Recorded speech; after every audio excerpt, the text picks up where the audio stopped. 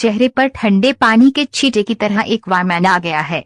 और हालांकि ये बहुत अच्छा है, ये थोड़ा भ्रमित करने वाला भी है, जो एक सदी के पानी के नीचे के प्रदर्शन के लायक है। चिंता न करें, हालांकि हम यहाँ उन सभी खोई हुई जनजातियों और अजीब कलाकृतियों पर नजर रखने में आपकी मदद करने के लिए हैं। तो अपने जीवन रक्षक को पकड़ो, क्योंकि यहाँ एक्वामैन के अंत की एक स्पॉइलर से भरी व्याख्या है। राजा अटलांट के प्रसिद्ध खोए हुए त्रिशूल के लिए आर्थर और मेरा की खोज उन्हें कुछ विदेशी स्थानों पर ले गई, लेकिन पृथ्वी के केंद्र की तुलना में कोई भी अधिक अप्रत्याशित नहीं था। लेकिन लंबे समय से कॉमिक बुक के प्रशंसक जानते हैं कि अगर एक जगह है तो आपको हमेशा अप्रत्याशित की उम्मीद करनी चाहिए, वह है स्कार्टारिस की भूमि। देखें, 1970 के दशक में जीसी कॉमिक्स श्रृंखला द वारलॉर्ड में ये पता चला था कि स्कार्टारिस एक प्रागैतिहासिक जंगल की दुनिया है जो इसे पृथ्वी से जोड़ने वाले पोर्टलों के माध्यम से सुलभ है, और अटलांटिस के विनाश के बाद शरणार्थियों के एक बैंड ने इन पोर्टलों में से एक के माध्यम से स्कार्टारिस की यात्रा की और न्यू अटलांटिस की स्थापना की। हालांकि पोर्टल के दूसरी तरफ अपने संक्षिप्त समय के दौरान एक्वामैन न्यू अटलांटिस के किसी भी नागरिक से नहीं मिला, लेकिन ये समझ में आता है कि अगर अटलांट के त्रिशूल का अंतिम विश्राम स्थल वास्तव में स्कार्टारिस था, क्योंकि ये उसके भाग्य की व्याख्या करेगा। लापता जनजाति जो सचमुच रोमांच की एक पूरी नई दुनिया के लिए द्वार खोलता है। एक बार जब आर्थर ने अंततः अटलांट के त्रिशूल पर अपना हाथ रख लिया, तो प्रशंसकों को एक अविश्वसनीय रूप से भ्रमित करने वाला अनुक्रम देखने को मिला, जहां ये यादृच्छिक समुद्री जीवों के झुंड के तंत्रिका तंत्र को प्रतीत होता है। वास्तव में क्या हो रहा था, इसके बारे में कोई ठोस स्पष्टीकरण नहीं था। दर्शकों को आश्चर्यचकित करने के लिए छोड़ दिया कि वास्तव में ये पौराणिक सवार वास्तव में क्या करता है, जो कि टेट्रिस इफेक्ट से बोनस स्तर प्रतीत होता है। इससे पहले फिल्म में कहा गया है कि त्रिशूल ने अटलांट को समुद्रों की कमान दी थी। प्रचलित सिद्धांत ये है कि त्रिशूल ने अनिवार्य रूप से एक्वामैन की समुद्री जीवन के साथ संवाद करने की प्राकृतिक क्षमता को बढ़ाया, इसे उस बिंदु तक बढ़ाया जहां वो अपनी इच्छा को लागू कर सकता था और वास्तव में इसे नियंत्रित कर सकता था। यह समझाएगा कि कैसे वे कराथिन को आदेश देने में सक्षम था। साथ ही साथ राजा और उनकी सेनाओं द्वारा उपयोग किए जाने वाले शार्प माउंट भी, यहाँ तक कि ये खाई में रहने वाले अटलांटिस के वंशजों तक भी फैला हुआ था, जो एक अधिक राक्षसी रूप में वापस आ गए थे। आपको इसे राजकुमारी मेरा को सौंपना होगा।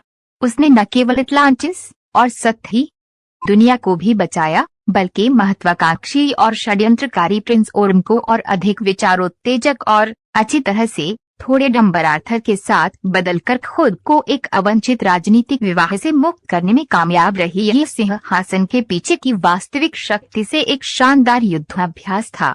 मान लीजिए, जब आप बिल्कुल नहीं सोच रहे हैं तो आप अपनी पूरी सोच रखते हैं। वह सबसे खराब पेप टॉक था कभी, और आर्थर को मीरा की राजनीतिक कुशाग्रता की आवश्यकता होगी, क्योंकि वह अपनी गहराई से बाहर निकल चुका है, जिसका कोई इरादा नहीं है। अब तक ऐसा नहीं लगता कि उसने कूटनीति शब्द भी सुना है। निश्चित रूप से सतह की दुनिया और अटलांटिस को एक साथ लाने के लिए एक्वामैन की अनूठी क्षमता से बहुत कुछ बनाया गया था, लेकिन आपको मछली से बात करने से ज्यादा कुछ करने में सक्षम होना होगा। आपको लोगों से बात करनी होगी, और अब तक ये वास्तव में उनका मजबूत सूट नहीं लगता है।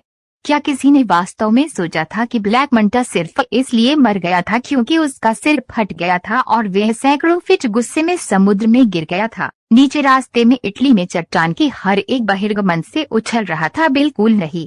इस बात को ध्यान में रखते हुए कि निर्देशक जेम्स वान ने मंटा और उनकी मूल कहानी को एक ऐसी फिल्म में ढालने के लिए जिस लंबाई को जाना था, उसकी जरूरत नहीं थी। कोई रास्ता नहीं है कि वह आसानी से लिखे जाने वाले थे।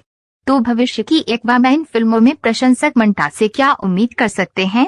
खैर, कॉमिक बुक पाठकों के पास बहुत अच्छा विचार है और ये सुंदर नहीं है। 1970 के दशक में ब्लैक मंटा कॉमिक्स के इतिहास में सबसे चौंकाने वाली कहानियों में से एक के केंद्र में था, क्योंकि आखिरकार उसने आर्थर और मीरा के नवजात बेटे की हत्या करके एक्वामैन से अपना बदला लिया। हमें यकीन नहीं है कि एक सीक्वल काफी अंधेरा हो जाएगा, लेकिन एक्वामैन के पिता अभी भी जीवित हैं और मंटा के प्रतिशोध के लिए एक परिपक्व लक्ष्य की तरह प्रतीत होंगे।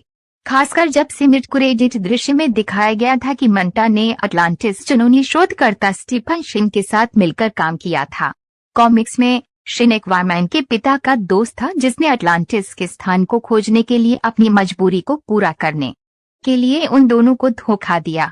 तो क्या फिल्मों में चीजें इसी तरह चलती रहेंगी? ब्लैक मंटा और डॉक्टर शिन के साथ मिलकर काम करने के साथ प्रिंस ओर्म के निरंतर खतरे और स्कार्टारिस के अस्तित्व का उल्लेख नहीं करने के लिए एक बात निश्चित है, एक्वामैन 2 में चुनने के लिए प्लॉट लाइन की कोई कमी नहीं होगी।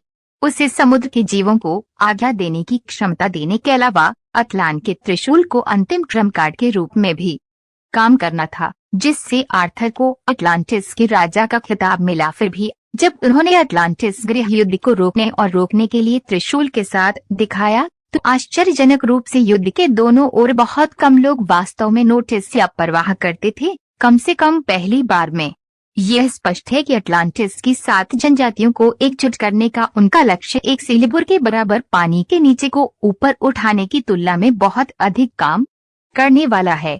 जैसा कि एक बुद्धिमान व्यक्ति ने एक बार कहा था, सर्वोच्च कार्यकारी शक्ति जनता से जनादेश से प्राप्त होती है।